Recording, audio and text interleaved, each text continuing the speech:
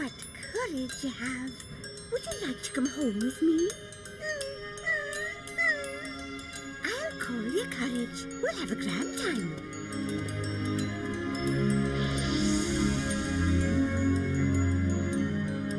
Isn't it grand being together? Our cozy wee family.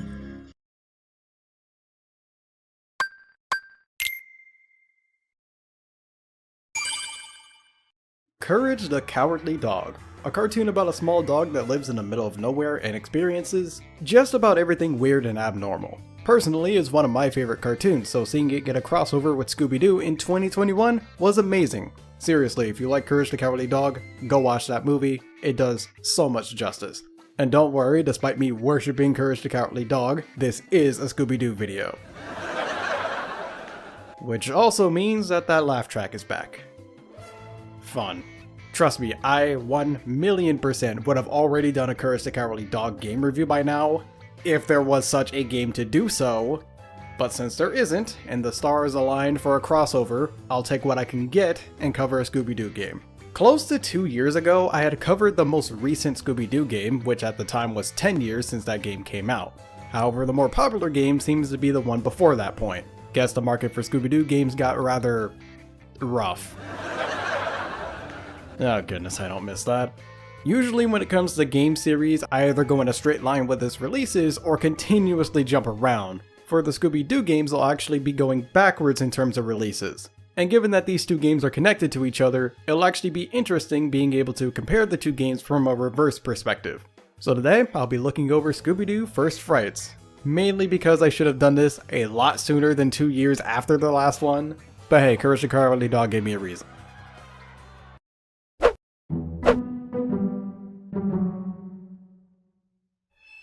The Mystery Gang is on their way to the Keystone Castle International Food Festival, and Scooby and Shaggy are going to compete because food. However, Daphne already promised her cousin Anna that they would help her win her school's talent contest. This leads to traveling between 4 different locations solving mysteries that they uncover within each of them. The first being St. Louis High, where a phantom has been haunting the theater, keeping rehearsals for the talent show being done. Following that, Mystery Inc. goes to an amusement park for Dagwood dogs, aka food. However, it is closed after being haunted by scary toys, including a gigantic robot. Then they head to Rocky Bay for seafood, and find the place mostly deserted due to a mysterious sea monster and ghostly cruise ship. Finally, they arrive at the Keystone Castle for the food festival, but the place is deserted. These guys go to a lot of deserted places, I'm noticing.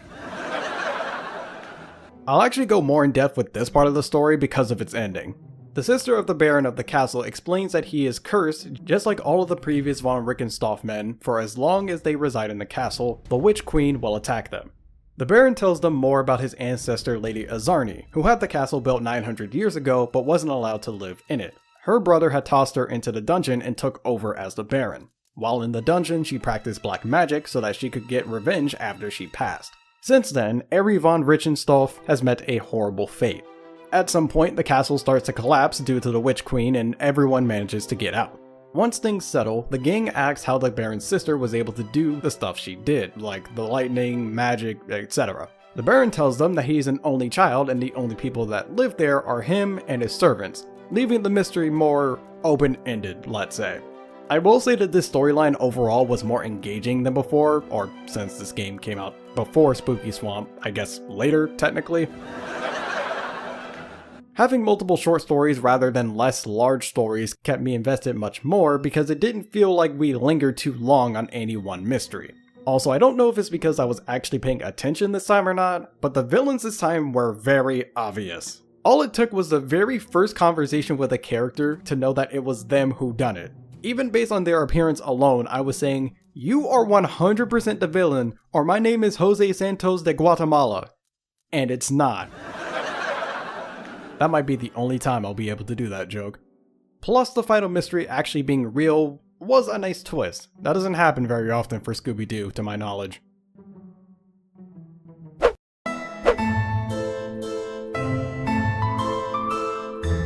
As I brought up in the Spooky Swamp review, this game is the first out of the two to have this art style.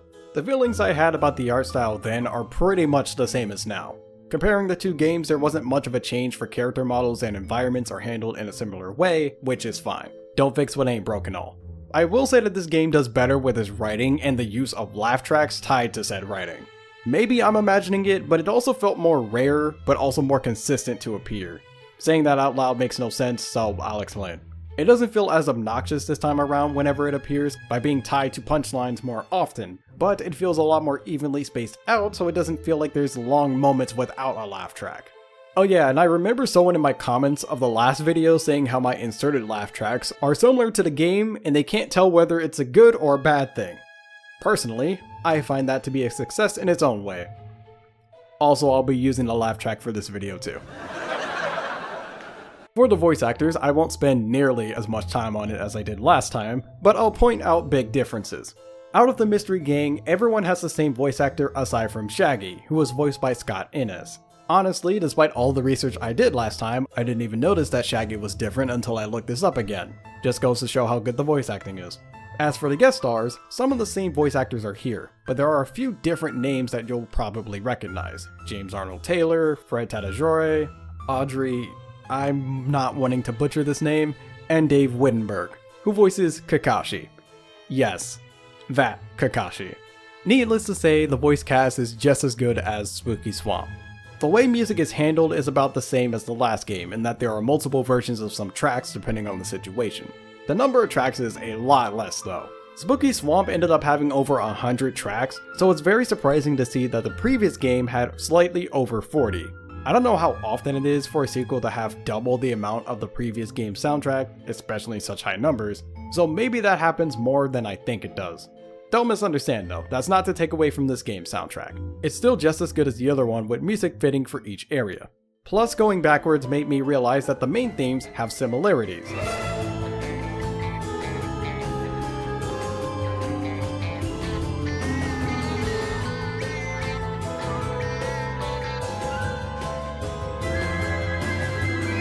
I really love when games do that for sequels of their games. Maybe that's why I like Kingdom Hearts so much.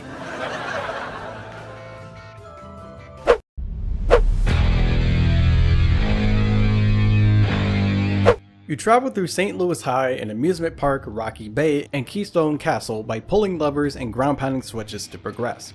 In pairs of 2 members of the Mystery Gang, you solve mysteries and beat enemies. By default, Scooby, Fred, and Daphne have a physical attack, while Shaggy and Velma have a projectile to fight. There's also another special move that's available, but I'll leave it for later because it's easier to explain that. Outside of that, a big difference between characters that I can currently explain is that each character has a unique ability tied to them for progressing through levels. Scooby can crawl through doors that have a symbol on them leading to somewhere else. Shaggy has a yo-yo that he can use to pull switches and swing across gaps and into areas that others can't reach. Thank you, comments, by the way, for telling me that it was a yo-yo and not a rope. Even though the icon for it is a grappling hook, which is incredibly misleading, but whatever. Velma is able to operate machinery to open up areas for the gang after a series of button presses. Daphne can climb along things like pipes as if she was like Cooper. And Fred's physical strength lets him push and pull large boxes and turn giant cranks. There are some levels where you can only play as Scooby and Shaggy. During these levels, the two must avoid the big bad monster chasing them, as well as any hazards in front of them until they escape. Throughout an episode, you'll run into an area where you can find puzzle pieces. Collection of said puzzle pieces reveals a clue about who the bad guy of the current episode is. Additionally, there are Scooby snacks scattered throughout the levels, along with golden Scooby snacks worth 50 and Scooby medallions that are worth 500. You can spend these Scooby snacks to purchase enemy files, as well as costumes for the gang. But there are also chests in levels that can be found and unlocked which give additional costumes. Right before the reveal of the culprit, the game has you deduce or guess who you think the culprit is.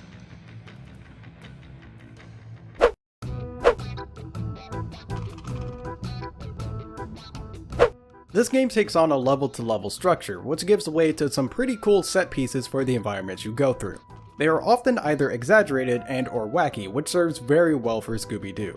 That was a major issue that I had with Spooky Swamp. The areas were distinct, but they didn't really make anything pop gameplay-wise in terms of moving from point A to B because they had to accommodate for the overworld style. But here, since each level is its own thing, I feel like the levels have a better chance of being unique and are able to embrace the wacky side of Scooby-Doo. Like during the amusement park section, there's a period of time where you're jumping across balloons. There's also the special ability that I mentioned earlier that I couldn't really explain then.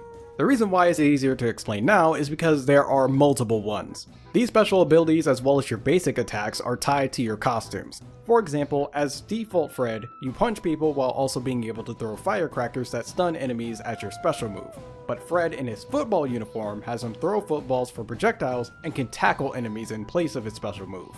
Default Scooby has a melee attack with the ability to reflect projectiles using a barrier, while Opera Singer Scooby does melee attacks and has a throwable music note that explodes. Don't ask me how either of those special attacks work, they just do.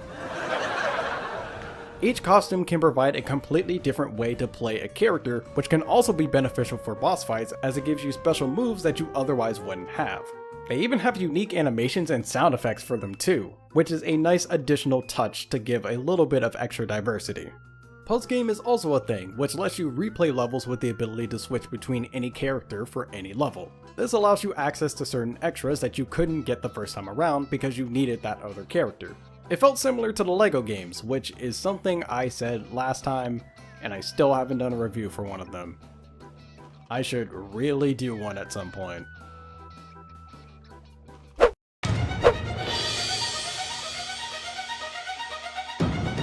The best this game has to offer gameplay-wise is definitely at the beginning. Aside from the set pieces and bosses, over time you'll be forced to do the same thing constantly until the end of a level. Seriously, Keystone Castle essentially boils down to running forward for a couple seconds, opening a passageway, being forced to fight enemies that are ridiculously tanky at this point, rinse and repeat until the end of said level. It gives a similar vibe to Hi Hi Puffy Amiyumi Kaznab, to where the same task at the beginning of the game took way more time later on for needless padding.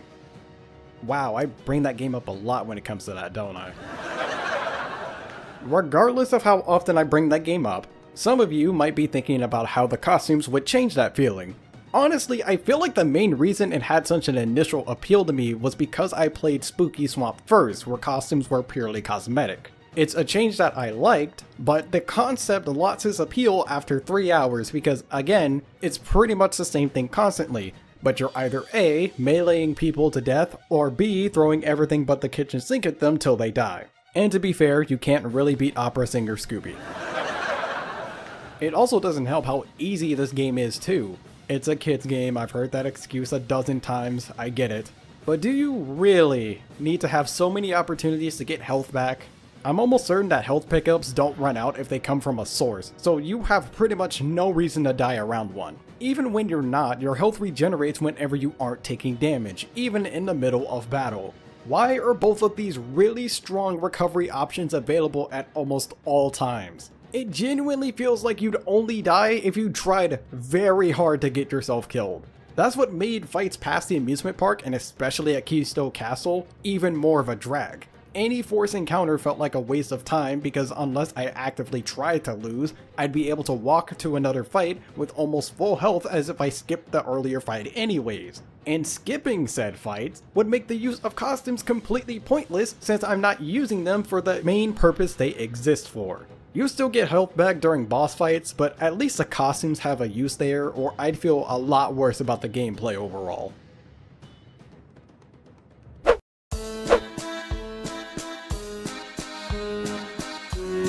The chase segments are alright. They're the easiest part of the whole game because it really feels like you don't have to try that hard to succeed. It is a solid break of pace, especially later on when the game starts to get boring, so it has that going for it, even if the segments are short. Just like in Spooky Swamp, there's no reward or punishment for guessing right or wrong on who the culprit is. For the most part, my opinion on that will basically be a repeat of what I said back then, so I won't bother with that.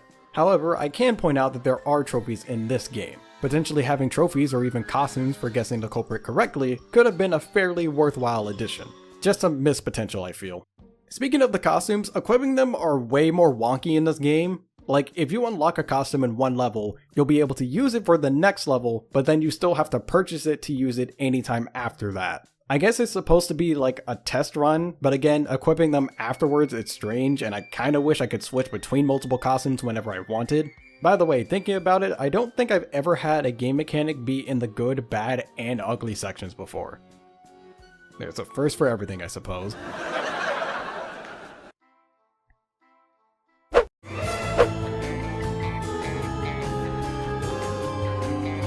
Comparing these two games shows just how similar their premises are to each other, but their execution is just different enough to not feel like the exact same game. And this is not a first on the channel, as a few sequels I've done are in a relatively similar vein. But which one do I like more? First Frights, without a doubt, because Spooky Swamp was so boring that I almost fell asleep at one point while recording that game. So yeah, First Frights has the edge there. However, even though I like this game more than its sequel, now that I've played First Frights, I can see why someone would like Spooky Swamp more. If you prefer an overworld with an overarching story and using investigative gadgets across a few large locations, chances are you like Spooky Swamp more. But if you prefer straightforward level-to-level structure with a story that is mostly separated from one another and using multiple costumes across multiple small locations, chances are you like First Frights more. Overall, it boils down to your own personal preference, or whichever is the lesser of two evils, however you want to view it. What's going on, my fellow residents? It's me, TheFrozenCavern, and thank you guys for making it to the end of this video. After almost 2 years, I've managed to do another Scooby-Doo game, which, yeah, I didn't think it'd take 2 years before I do that, and I'm wanting to assume that I won't be doing that again, but who knows, I still haven't done a Lego game after saying that I would earlier. But I guess in terms of figuring out how much you guys want me to do Scooby-Doo games, especially because this quote-unquote series of Scooby-Doo won't really be covered anymore, I do want to ask you guys if you would like to see more Scooby-Doo videos from me, because there are plenty of Scooby-Doo games to work with, and if you guys would be interested in seeing those, then just let me know. Also, make sure you guys watch Courage the Cowardly Dog Meets Scooby-Doo. Really good movie, I enjoy it a lot, and chances are you'll probably enjoy it too. This is probably the only time I'll be able to bring up Courage the Cowardly Dog in a video, and it sucks. But anyways, if you haven't already, make sure you go down to the description below, because that's where all of my social medias are located. My Facebook, Twitter, Instagram, and Discord are all in the description, and they are always for you guys to be notified of whenever I have an update for the channel, or whenever I have another video coming out. And if you enjoyed this video, don't forget to like and subscribe for more, as well as share this video out with your friends and family. But until the next video, take care.